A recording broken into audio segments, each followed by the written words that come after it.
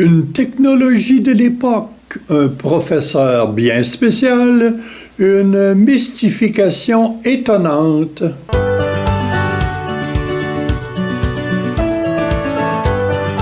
La mémoire peut parfois se souvenir d'un événement sans retenir les noms. J'ai donc envoyé un courriel à un confrère connu il y a 67 ans. J'ai écrit en substance « Grégoire cherche le nom du professeur de latin qu'on avait en méthode en 1956-57. C'est un laïc qui était aussi annonceur sportif à CKCV. Ses cours étaient formatés comme une émission de radio de télé.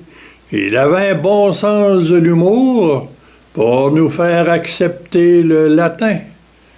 Il traduisait ainsi une règle de syntaxe. César pontem fecit devenait César organisa un bridge. Il corrigeait nos versions latines. Au Colisée, parfois les devoirs revenaient un peu froissés quand la partie était corsée. Et j'ai reçu un mot en réponse. Pouliot. Me suis rappelé du prénom, Jean. Et voici l'objet technologique qui a ravivé tout ceci. Une radio à 6 transistors. Le 6 rappelait le All American 5 et les transistors étaient une nouveauté pour un article vendu au grand public à prix abordable. Je reviens un peu au professeur qui avait une mémoire bien spéciale. Non seulement il connaissait les noms de tous les joueurs des équipes de la Ligue, mais il se rappelait le jeu de passe sur la glace. En classe, il y avait 2 classes à entretenir. Il connaissait non seulement le nom des élèves, mais aussi leur voix, car il y avait toujours quelque part une lecture de latin dans ses cours. Pour expliquer une règle, le professeur l'écrivait au tableau pendant que nous devions garder le silence. Le jeu était que si quelqu'un parlait, il le nommait sans le voir, le dos tourné. Mais je me disais, s'il entend sa propre voix, va-t-il se reconnaître?